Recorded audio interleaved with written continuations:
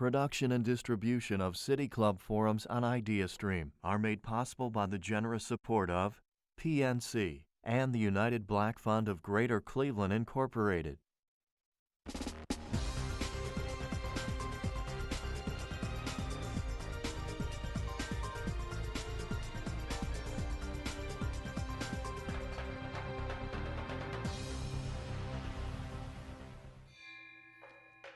Hello and welcome to the City Club of Cleveland, where we are devoted to conversations of consequence that help democracy thrive.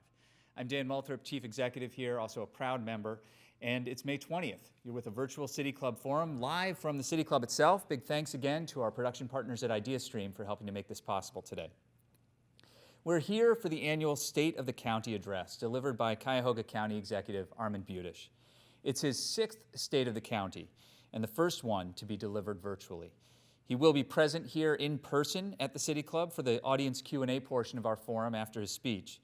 And as we convene this event, we may finally be at the beginning of the end of this pandemic.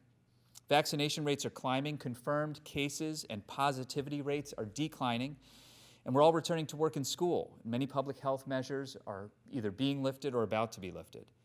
While this is all good news, the pandemic has had a profound effect on all of us throughout our communities. Last March, Cuyahoga County Executive Armond Budish joined us to share how Cuyahoga County was responding to the crisis. And now, more than a year later, he'll recap how the county has weathered the last year and his reasons for optimism about the future. As many of you know, Mr. Budish is a Democrat and is currently serving his 2nd term as Cuyahoga County Executive. If you have questions for him about what you hear or other things that you didn't hear, you can text them to 330-541-5794. That's 330-541-5794. If you're on Twitter, please tweet them at the City Club, and we'll work them in. Now, members and friends of the City Club, I present to you Cuyahoga County Executive Armond Budish.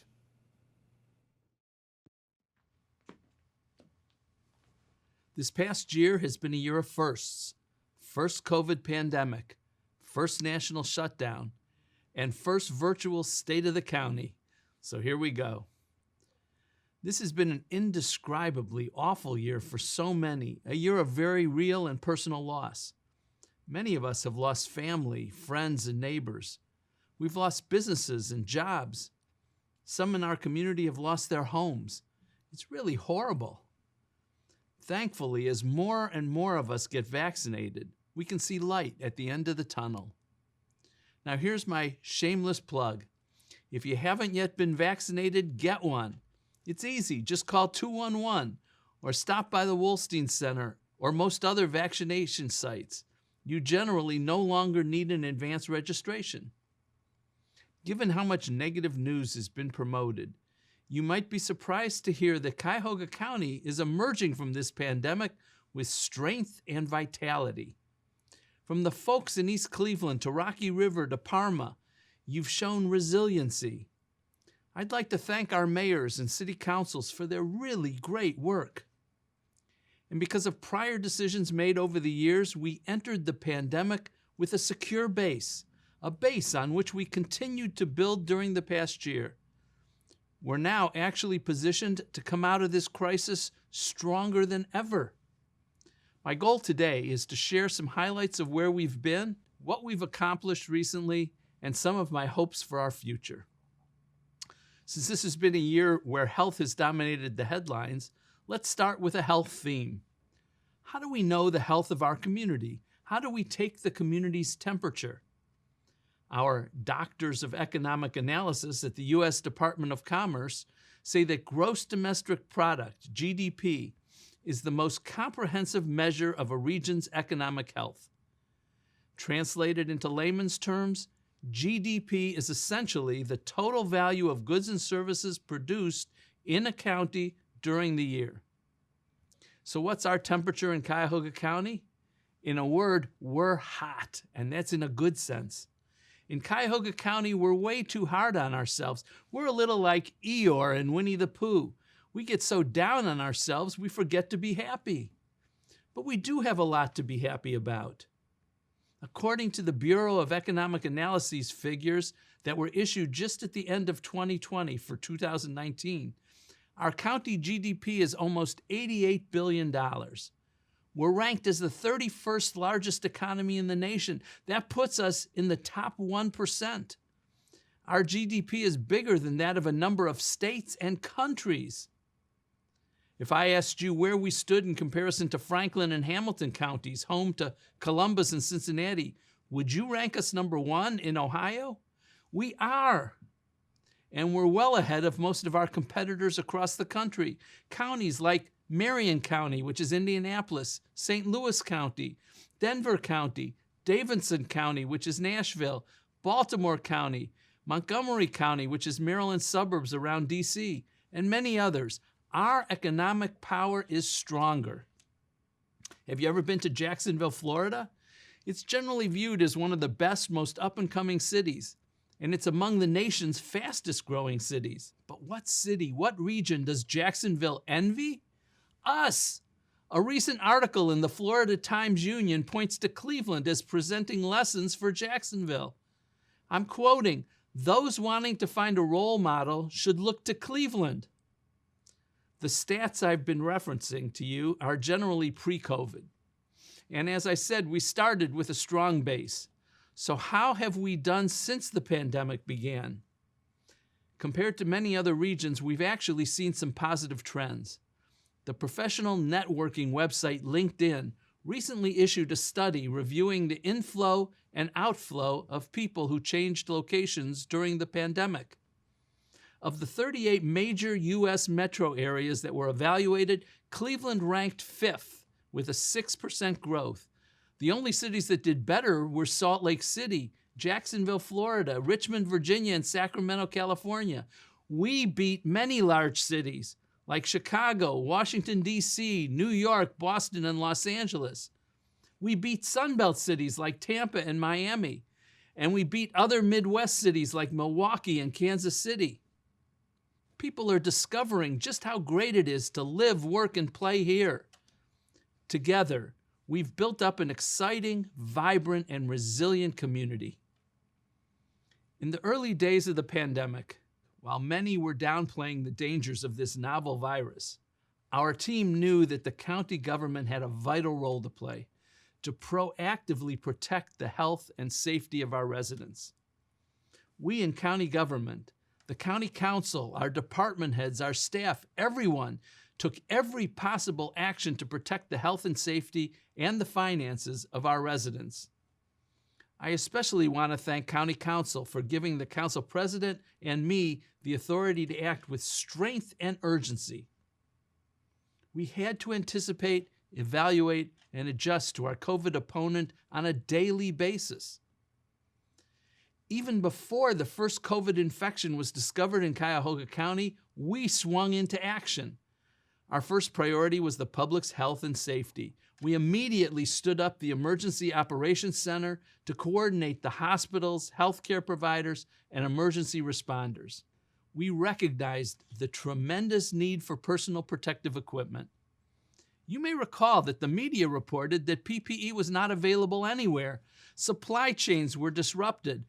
Items that were once readily available, like N95s, face shields, nitrile gloves, and sanitizers, all became more scarce than snow in August. This shortage was then exacerbated by huge international demands. States, cities, and counties were being told, wait. Here, we wouldn't accept that. I personally spent a week on the phone with colleagues and friends around the country trying to find leads for the sale of PPE. Our safety team tracked down every single one of those leads and discovered many more. We bought PPE. We sought donations of PPE. I don't think there was another county that was as aggressive as we were. And as a result, we've been able to distribute over 16 million items of PPE to over 1,500 medical facilities, first responders, group homes, assisted living facilities, schools, and others. I don't believe any other county our size came close. Having the appropriate PPE for our responding crews is critical to the mission that we have to provide to the residents. Without it, especially during these critical times during a pandemic, would really prevent us from being able to provide that care. Right at the onset of the pandemic, we knew that information sharing was critical, but PPE was going to be the supply chain that was suffering the most. So we took every initiative we could to start gaining that PPE however we could. So the reason we came to the Public Works Garage on Harvard was pretty simple. This is a county-owned and operated facility. We had all the supplies that we needed. We had support staff that was needed. You have the equipment, you have site security. It was just an ideal facility. We have received over 24 million pieces of PPE and have distributed over 16 million pieces of PPE to first responders and frontline workers. From home care workers that aren't able to obtain it, to healthcare workers, to fire departments that weren't able to supply their own workers. It's been nothing but gratitude, and so that obviously really helps keep the mission going. We were one of the earlier facilities to have had COVID patients. We need PPE in order to protect our patients and to provide the services that they need in order to maintain their overall health. The ability for the county to communicate the need out for all first responders in Cuyahoga County, have one centralized collection point, and to lead a coordinated effort to identify the needs out in the community and to distribute that out to all of us. I don't know how we would have done it any other way. You don't feel alone when you have a county taking all those communities and saying, what do you need, and collectively reaching out to us and making sure we have the tools, and in this case, the equipment we need to be successful and to be safe and to really rise above this and survive it. We were particularly concerned about COVID in the jail and homeless shelters, both congregate facilities which were especially vulnerable. Let's take the jail first. Over the last year, we saw hundreds and hundreds of inmates die of COVID around the state and the country, but not here. We initiated a collaboration between the sheriff, the prosecutors, the judges, and the defense bar to cut the number of inmates by more than half, from over 2,000 to as low as 1,000. That large reduction did two things. It directly reduced the spread of COVID, and it gave us more space in the jail for isolation and quarantine. The sheriff and Metro Health also put in place novel and extensive protocols for sanitation, testing, and separation, and it all worked. While prisons and jails everywhere saw lots of COVID deaths, we had 0 COVID prisoner deaths, none. Special thanks go to Metro for keeping our prisoners safe. Similarly, we moved half the people in homeless shelters into hotel rooms, again for their safety. We provided over 119,000 nights of shelter to over 1,100 different shelter residents. This helped homeless people, keeping COVID rates below 8%. We implemented an extensive series of protocols to permit quarantining, testing, and screening, as well as social distancing. Our process also helped hotel owners who were badly in need of revenue. As soon as we had the immediate and critical safety issues under control, we turned to the unfolding economic crisis. As I've said, lots of folks lost their jobs, and that left many residents without the income needed to put food on the table for their families. We cannot stand by silently while our neighbors go hungry. So we chose to work with our great partners at the Food Bank, the Hunger Network, the Western Reserve Area Agency on Aging, and our Senior Center Network. We provided more than $1 million for about 50% more meals than the prior year. Over the course of the last year, the need for emergency food in our community and in Cuyahoga County has absolutely skyrocketed. Over the past 12 months, we've served more than 414,000 individuals. That's 100,000 more people than we served the previous year. 60,000 new families, folks who've never had to turn to the food bank or one of our partner agencies before.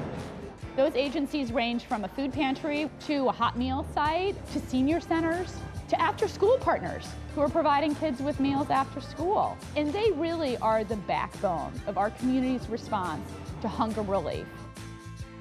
We've been serving seniors here at the Harvard Community Services Center since 1978.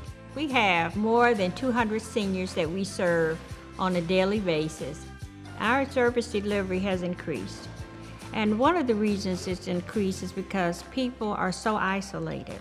So now we have newer seniors who didn't need the service at all. Now they're looking for the service and they need the service. And because many of the seniors trust the Harvard Community Services Center, knowing that we're going to do our very best, has reached out to us and our numbers have increased. The county has been committed to hunger relief for years, and we are enormously grateful to have the county as such an important partner. For as long as I can remember, the county has contributed about $1 million a year to help a number of our partner agencies access nutritious food. They did that again this year, which we're thrilled about. Senior and adult services have always provided that kind of continuity for us, safety for us, and concern for us has been very important to us. So I just want to say, awesome. That's the word I want to use, awesome. People were choosing between putting food on their table, keeping the lights on, and paying rent. Something had to give. In fact, as thousands of people lost their jobs, experts around the country predicted a tsunami of evictions. We established an eviction protection program, helping both renters and landlords. We've already invested almost $20 million to help renters to remain in their homes. We're now putting out another $10 million to continue to fight the eviction tsunami. Our investments will protect about 8,000 renters. Small businesses are the lifeblood of any community. Seeing the many dark storefronts and closed signs, we knew we had to take action. We were determined to save as many small businesses as possible. We invested $11.5 million to provide grants to more than 1,500 small businesses to help them survive. This included 168 restaurants, which are the spine of our hospitality industry.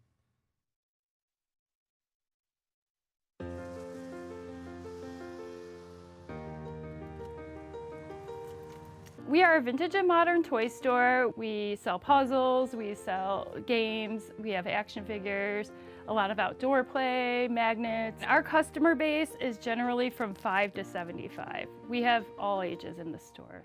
It was really scary being a new business owner in the beginning of the pandemic. We didn't know what to expect. We were already in a slow time, and then to have to close down for 2 months was scary. A friend of mine sent me the Cuyahoga Stabilization grant, and the process was really easy. I think it maybe took me 10 minutes to complete the application. And then if I had any questions, there was always somebody on the other end of the line to answer them for me. The county small business grant helped us pay our bills when we were closed for 2 months. We actually are really optimistic since the pandemic. Our business has increased, we've had to hire new employees, and we're actually opening up a second shop.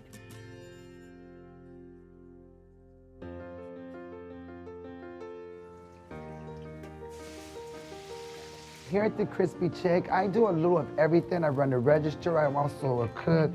I'm also the maintenance guy on certain items when they need to be fixed. I do drive-through, I do it all. When the pandemic first started, it was fearful because I watched a lot of my neighbors and just family members lose their job, and some of them had lost some of their houses. So it was scary for me, especially with me helping out raising my grandson. When the owner received the grant, she had told us that she was going to use this money to hire more people, because before the grant, we was working 13, 14-hour days to keep the business open. So by her receiving the grant, it allowed us to bring in more people. We went from like 5 employees to 12 employees. So it helped out take the stress off everybody. And like I said, it gave hope for us because we're like, okay, we're gonna make it through this now. While most of this past year was spent implementing an extensive, innovative, comprehensive COVID mitigation and recovery program, we were also preparing for a strong post-pandemic future. What does this healthy future look like? I'll unmask a few of our initiatives for you. After months and years of planning, I am thrilled to say that earlier this month, we opened our Diversion Center, the first in Ohio. This is central to improving criminal justice. Jails in Ohio and around the country have become the primary repositories for people with mental health and addiction problems. Mental health problems and addictions are illnesses that should be treated in the community, not criminalized. That's where they can best be served, in the community. Our new Diversion Center will change the face of criminal justice here. Police are being trained by the Adams Board to identify people who should be treated, not jailed. And Frontline is providing a dedicated hotline for police to call 24/7 with questions. Oriana House is operating the Diversion Center, providing care and stabilization services for up to about 9 days. And then people will be referred to other community treatment facilities for additional assistance. We're anticipating that the Diversion Center will keep about 500 people out of the criminal justice system in the first year, with the goal of returning to productive lives in the community. Now, this is a new program, and I'm sure we'll learn along the way, but it is time to get started. All this takes money. I want to thank Rick Chiricosta, CEO of Medical Mutual, for his tremendous help raising funds for this project. So far, we've raised cash and commitments of more than $6 million to make this initiative successful. I want to thank Medical Mutual, the Metro Health Foundation, the State of Ohio, the Mount Sinai Foundation, and the Jack, Joseph, and Morton Mandel Foundation for their generous support. And we still have a number of other outstanding prospects. So thank you all. You are truly saving lives. We've also been taking care of business by retaining and growing our existing businesses. A big win for the county was retaining both the Sherwin-Williams headquarters and their research and development facility. What's that mean? Sherwin-Williams committed to retain 3,500 jobs and to bring at least 400 additional jobs. This was a huge victory for all of us. Sherwin-Williams had the option to go anywhere, and they chose us. In the midst of COVID, we've had other great successes as well. For example, the Lumen opened up at Playhouse Square. The Beacon and the Athlon opened on Euclid. And Gojo, the makers of Purell, opened a new manufacturing facility in Maple Heights, bringing 200 new jobs.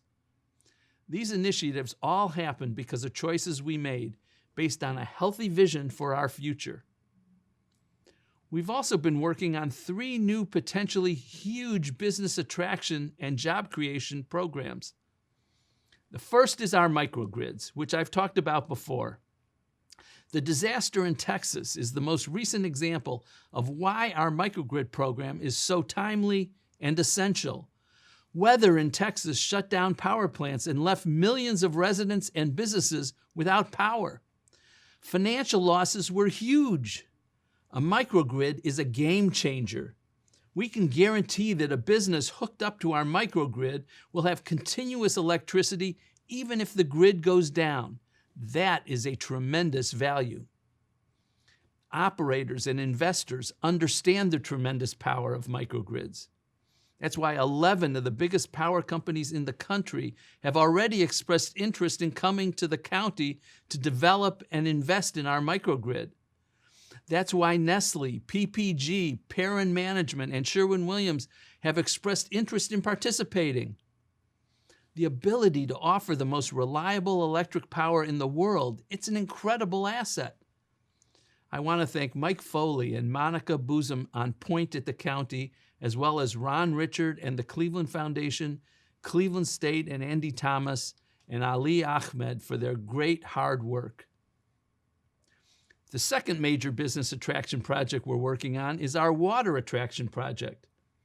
Many types of manufacturing companies require huge quantities of fresh water. Some are easily apparent, like beverage and food processing. Others are less so, like manufacturers of microcomputer chips. Many of these companies are currently located in the wrong locations, like California, Nevada, Arizona, and New Mexico, where water is scarce and where availability can be interrupted. An article 2 weeks ago in National Geographic emphasizes the water problems in many states and concludes that these problems are not getting better, they're worse. The article states that the long-running dry stretch in western states rivals anything in the last 1,200 years, and the conditions are not likely to improve. What's the likely impact?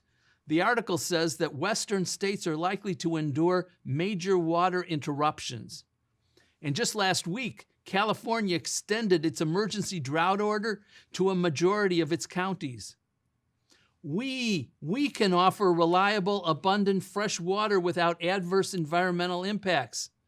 With Lake Erie, our water supply is virtually unlimited. And we have in place an incredible infrastructure for delivery. Combine this with an extensive manufacturing history and an experienced workforce, we should be able to attract manufacturing facilities. That means job growth for you, our residents.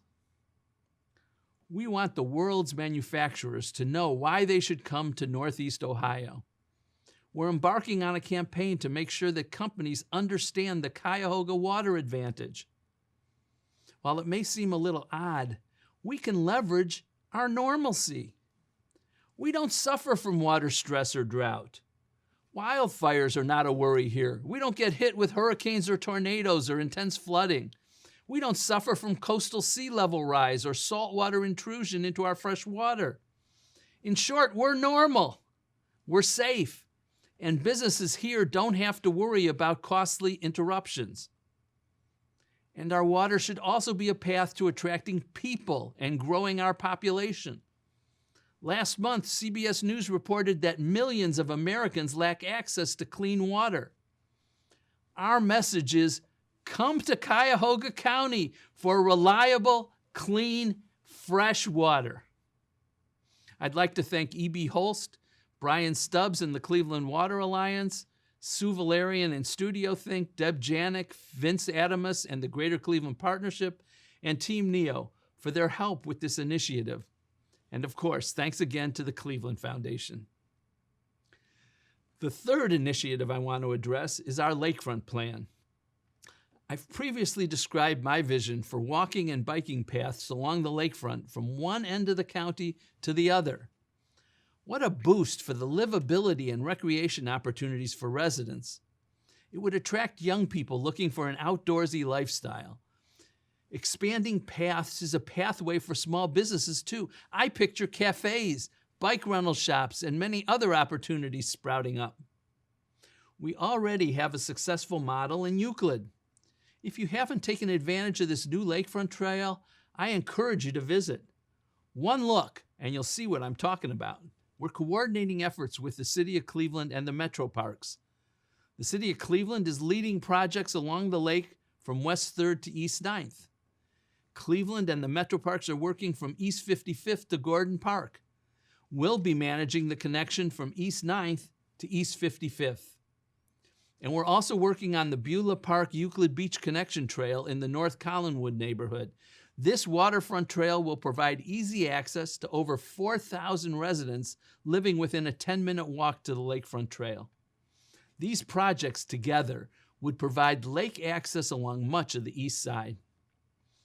We're not ignoring the west side.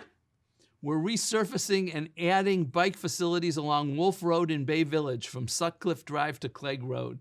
In Lakewood and Rocky River, we've begun preliminary engineering to evaluate alternatives to get pedestrians more easily and safely across the Lake Road Clifton Boulevard Bridge. We've partnered with the City of Lakewood and striped bike lanes on Lake Avenue. And we're working with the Metro Parks and Cleveland to begin engineering for a shared use path along the north side of Lake Road. Mike Dever has led our county efforts, and we've been working with our County Planning Commission and the Smith Group. We already had 3 listening sessions with property owners and residents along the lake. While our lakefront project is expensive and will have to be done in segments, I believe we can finally turn use of the lakefront from a dream to a reality.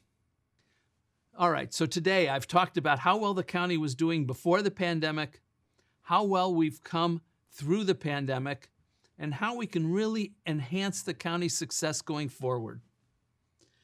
But while the county generally is doing quite well, this healthy outlook is not shared by all members of our community. The pandemic hit no one harder than our minority communities of color, Black and brown people were infected more, were hospitalized more, and died more than white people. The pandemic exposed the way that pervasive, long-term systemic racism causes terrible inequities. In fighting this pandemic, we chose to attack systemic racism at the same time. The county adopted a resolution declaring racism to be a public health crisis. We stood up 2 equity commissions to identify problems and recommend solutions. And we're not just talking, we're doing. For example, testing for COVID became central to protecting our residents. Although testing was extensive and pervasive, minority communities were significantly underserved. So we at the county partnered with the Board of Health and Metro Health, paying $5 million to provide thousands of additional tests to people in minority areas. More recently, vaccinations have become widely available. President Biden and Governor DeWine awarded Cuyahoga County the largest mass vaccination site in the state. But as more and more people were vaccinated, we again saw that Black and brown people were underserved. So we chose to take action to provide vaccinations at Black churches and elsewhere in minority neighborhoods. We partnered with organizations in underserved areas to eliminate transportation and registration barriers for vaccinations at the Wolstein Center. That's responsive and responsible action. We think everybody should have a fair shot at getting access to this life-saving vaccine. What this is going to folks in their neighborhoods so they can go right up the street, they can have access, we can help them sign up if they have some barriers. It's our job to be here to support them. And working with community groups in the city, they know their community better than anyone. We're reaching close to 250,000 shots given here at the Wolstein Center. We've always tried to make this as easy as possible for community members, but now by offering walk-ins, if you just happen to be in the area or you have some free time or maybe your employer is allowing you some time off to go get a vaccination, it is still very easy to come here to the Wolstein Center and within 25 minutes be out the door with your vaccine. I think the response has been really overwhelmingly positive. It's about accessibility. You know, a lot of times communities of color in particular have disparity around just getting quality health care in general. And we don't want this pandemic to sort of be another notch on the belt of racial inequality. And so we want to encourage our community to come out to take advantage of getting this vaccine just like any other community. Together we vaccinate Ohio. Together we vaccinate Cuyahoga County.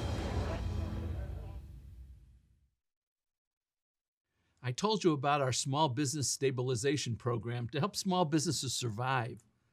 Well, again, minority-owned businesses were hit particularly hard.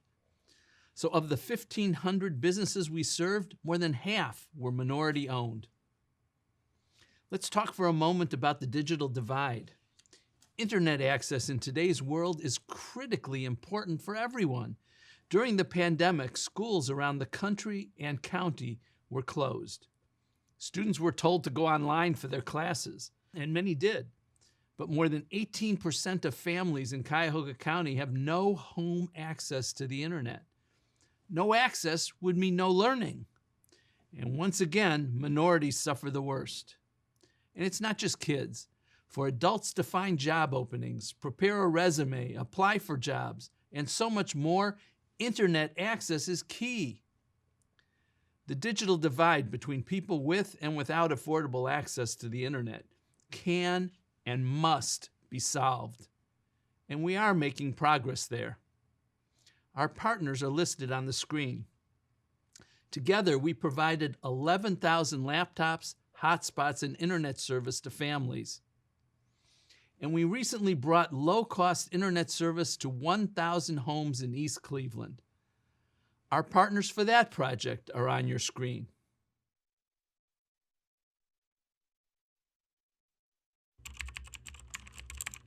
The digital divide is not being able to leave the four walls of your home. The digital divide is during a pandemic, you don't have resources. You can't order food to come to your home or groceries. You can't look for a job online. You are cut off from the rest of the world. So the digital divide for us was about access and returning to some of those standards that we would have in a suburban community. For us, the key mission with technology access is that technology connects you with everything else, right? So you need it for school or employment or to apply for food assistance. So we definitely have seen an increase in employment and educational advancement, and also just income, like when someone is employed, often having access to technology can help them just see a pay raise or maybe an increase in the level of responsibility or move into a different job that they wouldn't have been able to have without that technology. This is a broadband access initiative for the families and community of East Cleveland. We've partnered with PC for People, Broadband Ohio, and several other partners, including the Urban League, to set up antennas on top of our school buildings to provide a $15 a month, high-speed, low-cost internet option for the families of East Cleveland.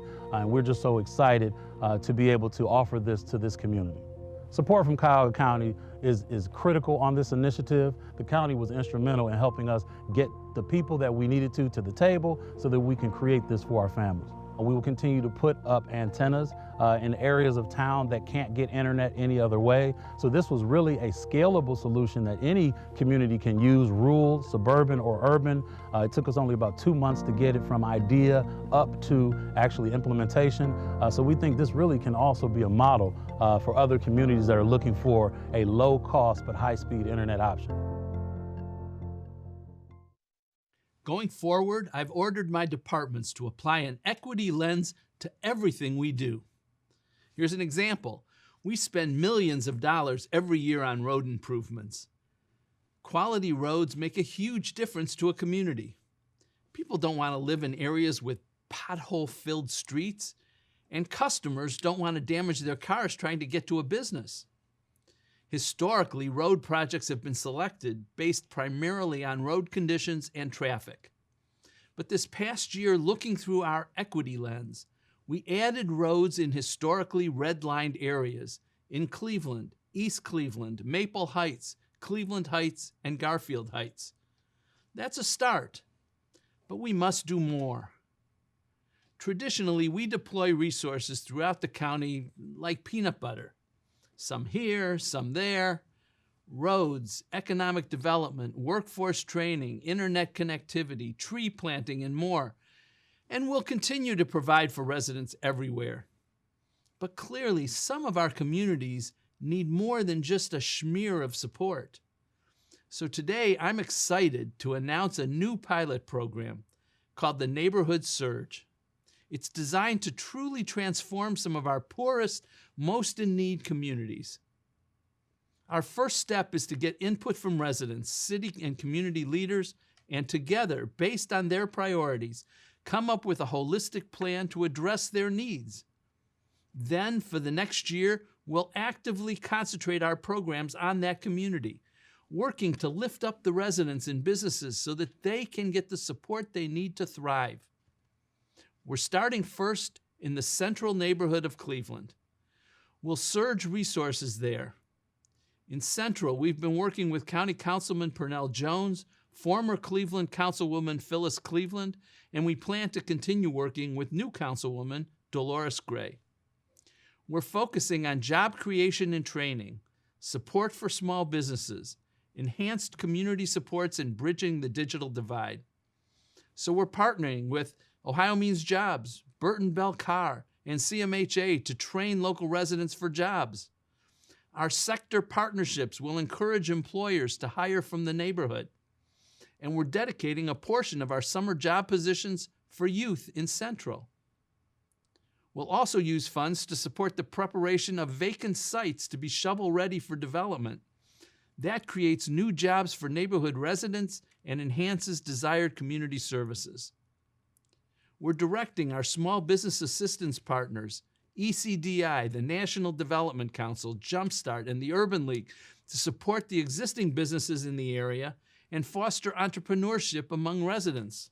A few minutes ago, I spoke about the digital divide and the critical importance of internet access. Right now, 2,500 households in Central lack an internet connection. I'm proposing to County Council that we partner with Digital C to undertake a program which will provide coverage for 70% of the Central neighborhood. We'll focus resources on road improvements. Working with Holden Arboretum will enhance our tree planting program in Central. We're collaborating with Cleveland to improve the neighborhood rec center. And Key Bank has agreed to partner with us to present regular financial literacy and coaching programs in Central. By concentrating resources, surging resources, and working with partners, we aim to make a transformative and lasting impact on a neighborhood. Our county motto is "Together we thrive." We cannot reach our fullest potential when segments of our community are left behind. By transforming the areas most in need, we can improve the lives of all county residents. If the pandemic has taught us anything about ourselves and our world, it's just how deeply interconnected and vulnerable we all are. Now, as we approach the end of this pandemic, we have choices as to how we want to face the challenges of the future. I'm humbly asking that we commit to applying the lessons of COVID to recognize that we need each other. Yes, a strong GDP is essential for our success, but other metrics like empathy and compassion are equally essential for our quality of life. Mother Teresa said, "I can do things you cannot. You can do things I cannot. Together, we can do great things." I'm grateful for all we've been able to achieve. When we move forward together with our heads in our hearts, our future will be far safer, richer, and healthier. Together, we can do great things. Together, we all thrive. Thank you. Thank you so much. If you're just joining us, you're with the City Club Forum. Today we have our State of the County with County Executive Armond Budish. If you have a question for him, please text it to 330-541-5794. That's 330-541-5794. If you're on Twitter, tweet it at the City Club. We will work it in.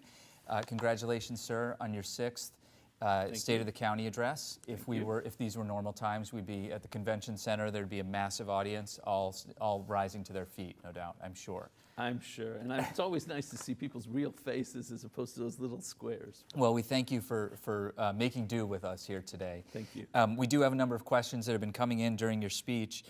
Here's the first we'd like to pose to you. The U.S. Treasury said in its guidance for the American Rescue Plan that it, quote, urges local governments to engage their constituents and communities in developing plans to use these payments given the scale of funding and its potential to catalyze broader economic recovery and rebuilding, end quote. So what is the plan for Cuyahoga County officials to engage their constituents in how the $120 million of ARP, American Rescue Plan funds in 2021 and another $120 million in 22 should be allocated, and will the public be able to see, hear, and discuss the ideas that are generated? Yeah, absolutely. So, we're still in the pandemic, yes, and I can't say enough about how our elected officials have moved forward with both last year and this year supporting the work of cities, counties, states, the work that we do supporting the people, supporting our residents. And the ARP money is critical to a variety of purposes that we have. So the answer is, first of all, people are not shy, and especially Cuyahoga County residents. We've had lots of input already from folks in terms of how they would recommend we spend the money. It's very important that we talk to other community leaders. So we've been reaching out to a variety of people who play important roles in the community that can help us develop the plans. You're talking about like mayors and city council members around the county? Mayors, city council members, also organizational leaders like Greater Cleveland Partnership and Team NEO and others. It's important that we coordinate efforts. So we're getting money, but so is the city of Cleveland, so are all the cities in Cuyahoga County, so is the state of Ohio. And we don't want duplication. In fact, we want to leverage the funds that we have with the work that they're doing as well. I've spoken with Mayor Jackson, I've spoken with Lieutenant Governor Husted. I've spoken with Governor DeWine. They all want to help. They all want to participate. They all want to coordinate. So it's very important that we do that if we're going to spend this money to the best effect possible. The question specifically asks about public engagement, and I'm sure you get emails and people who have your cell number or have texted you with their own ideas, but are you going to stand up a process for public engagement on this? Right now, we're still waiting to understand what the rules are. So once we have the rules, we'd be very open to that. Another question from our listening audience. The County Climate Action Plan states as a goal to return public transit ridership to 2006 levels. In 2008, we lost 40% of our bus service, and today, half of the county's top 10 employers are not accessible by public transit. What will the county do to achieve its climate goal? Well, we announced and have been implementing a climate change action plan. We did that pre-pandemic, and we're still pursuing it actively. It involves a lot of different parts. For example, we've been supporting actively the use of renewable energy. The county has created, for example, I think it's the largest in the country, solar panel farm on a landfill. We worked with the city of Brooklyn on that. We are proposing a microgrid which would allow us to bring in additional renewable energy throughout the county. We've supported the LEEDCO we've committed to take wind energy off of the windmills on the lake. We have worked with NOACA to put electric vehicle charging stations in as many places as possible. NOACA just committed, I think, $3.5 million to that effort. So I can go through a whole list of things. You know, our trail system. The question was specifically about public transit. Well, it was asking what is our work on the climate change. Yeah, and it starts with public transit. You know, we don't run public transit, as you know. There's an independent organization, RTA. We do subsidize RTA passes for our employees. We subsidized RTA passes for getting to the Wolstein Center and other places for the pandemic. We on the NOACA board, have worked very closely with NOACA and the city of Cleveland to enhance opportunities for RTA. I just appointed a rider to the RTA board, so we work regularly with. Another question for you about the county's debt capacity. With the county's debt capacity tapped out and not enough revenue to balance the general fund operating budget, how will the county pay for the new $500 million jail without raising taxes? Or do you plan to raise taxes? No, we're not raising taxes. Okay. And I can tell you that the premise of that question, I assume that's not your question. The premise is completely wrong. I'm like Ron Burgundy. I only read what's in front of me on the teleprompter. Yeah. That's good. Our debt capacity is not tapped out. Whoever asked that doesn't know anything about where we are. In fact, we have over $1 billion of additional debt capacity beyond where we already are. And in terms of our budget, what is the county's bond rating right now? It's very good. You know, there's two systems, I forget exactly, but we're very high. And in terms of our budget, you know, just look at it. You know, it's all public. You know, we are very well situated with our budget, you know, and so the second part of that question was about the new jail, the $500 million for a new jail. So. You know, we have plenty of capacity to build a new jail and to pay for it. The question is, what's the best way to finance it? We're working on that right now with our expert, and we'll have that before we break ground. One of the benefits of doing a new jail, you know, we have to do a new jail. That's the first step. Our existing jail is substandard, and you know, we care about the prisoners and the people who work there. We have to protect them, and a new jail is the only way we can really do our job. So we have to have a new jail. The stakeholders all have come together to talk about how to do that, where to do that, when to do that, and I think everybody's on the same page. In terms of financing it, there will be tremendous savings because the operational needs of the existing jail, it's very inefficient. And so the savings is one big portion of financing the new jail. How much? How, like what percentage do you estimate will be financed through savings? It depends on how it comes out in terms of the numbers of prisoners that we're anticipating. And that's right now in flux because we had a big change. You know, we were at close to 2,000, now we're hovering around 1,500. If you were down as low as 1,000. And we were down as low as 1,000. So if you have to build a jail for 1,000 or 1,500, it's a lot more, you know, it's a lot more feasible than doing it for 2,000 people. There's a lot of questions around the new Justice Center and the jail. And so I just want to stay there for a second. Okay. Has a location been identified yet? No. When will a location be identified? Soon. That's very vague. It's very honest. Okay. The fact is that, again, the stakeholders, you know, this is not a decision that I'm making. This is a decision that the group of judges and prosecutors and defense attorneys and others are all making. And then they'll take their recommendation to the county council. But it's being worked on right now. So I can't tell you where it's going to be. And I wouldn't tell you, to be honest, I wouldn't tell you if I knew it until we've locked down the land because we don't want to increase the costs. My understanding of the situation, too, is that we have nearly twice as many courtrooms and judges as Franklin County. And they have the comparable number of cases. Is that accurate? And if so, like, do we have too many courts in Cuyahoga County? Is there some cost savings there that could be found? Well, first of all, that's not a decision that the county has any input into whatsoever. That's a decision that the Supreme Court makes.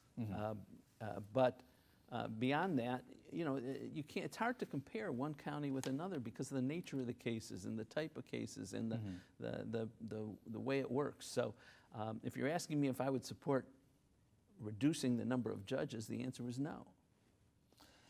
What role, you've deferred this to, or said that there's the group that has been identified to you know, the prosecutors and defense attorneys and judges and so forth who are running this process, and it's a very diverse committee there. What role do you actually have in all of this then? I am one vote. How many are there? How many other votes are there? 11, I believe. And who chairs?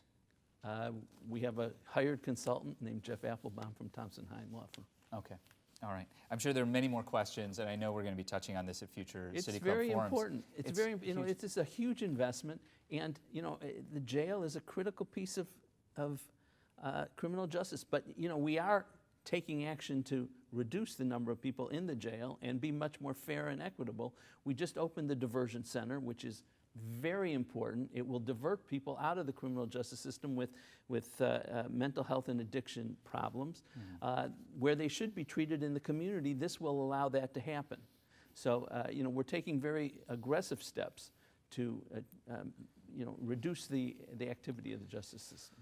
We have had a few questions about labor at the county library. Mr. Budish appointed a county library board that is now engaging in union busting and putting janitors' jobs at risk.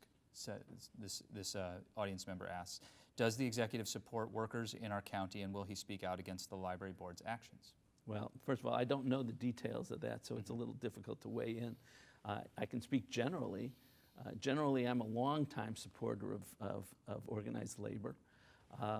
And I fought aggressively against Senate Bill 5 when I was down in Columbus, which was a union-busting program.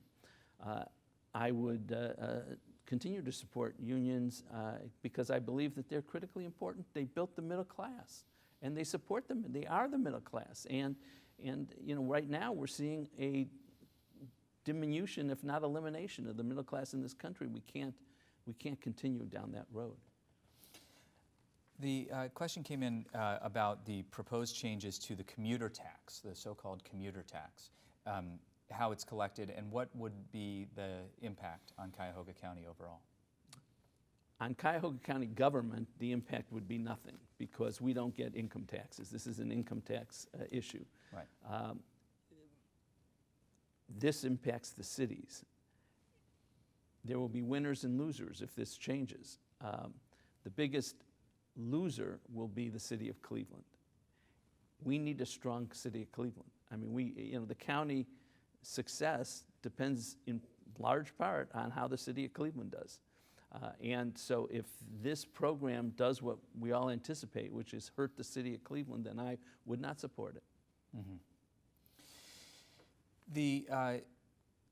Here's another question. Between 2018... And let me tell you, I thought you might have more to say there. Yeah, because, it's so important with this new structure of government that, we have the county and we have the cities, and the city of Cleveland is the elephant in the room. We have developed a great working relationship with the city of Cleveland. I think that's critically important. It's important for the success of Cleveland. It's also important for all the suburbs, all the people around the county. And, I know we're going to have a new mayor coming in. I'm very hopeful that we as a county government will be able to continue the great relationship and coordination that we've developed with the city of Cleveland.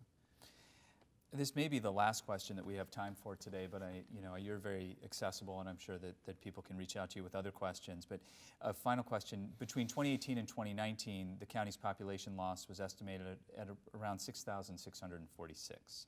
Compare that to Franklin County in Central Ohio, which continues to gain population. What is being done to entice families to continue to live in Cuyahoga County and to choose our neighborhoods? Well, it's all about jobs. We are, I talked in my opening remarks about some of the great things we're doing to enhance job creation in Cuyahoga County. The microgrids will do that. The water attraction project will do that. I believe the Lakefront project will do that. We're actively, doing everything we can to enhance the community. During the pandemic, we stepped out. We were, I think, the first in the country to support the arts and culture community, including private organizations, public organizations, and individual artists. That's critical to bringing people and keeping people in Cuyahoga County. You've got to have a great lifestyle. It's the lake, it's our arts and culture, it's our sports teams, it's the whole package together. And, I think we're doing pretty good here, and we're going to do better. Mr. County Executive, there are a number of other questions. If we get them to you, can you and your team provide written responses to some of these? Sure. Okay, that's great. Well, Mr. County Executive Armond Budish, thank you very much for your time today. Thank you for joining the City Club for the State of the County. Thank you, Dan. Appreciate that. We appreciate it. That brings us to the end of our 2021 State of the County address featuring Cuyahoga County Executive Armond Budish. Thanks to all our members, sponsors, and donors and others who support our mission to create conversations of consequence that help democracy thrive. We've got one more such conversation this week. You're welcome to join us tomorrow at our City Club Friday Forum featuring Republican Congressman Anthony Gonzalez of Ohio's 16th Congressional District.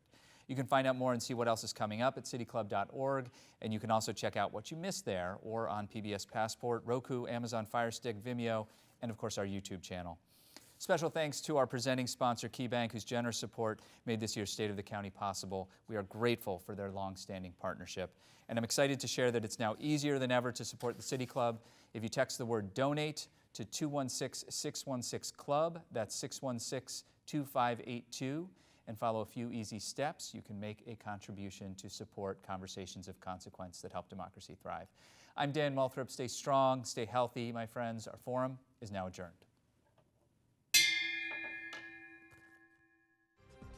For information on upcoming speakers or for podcasts of the City Club, go to cityclub.org.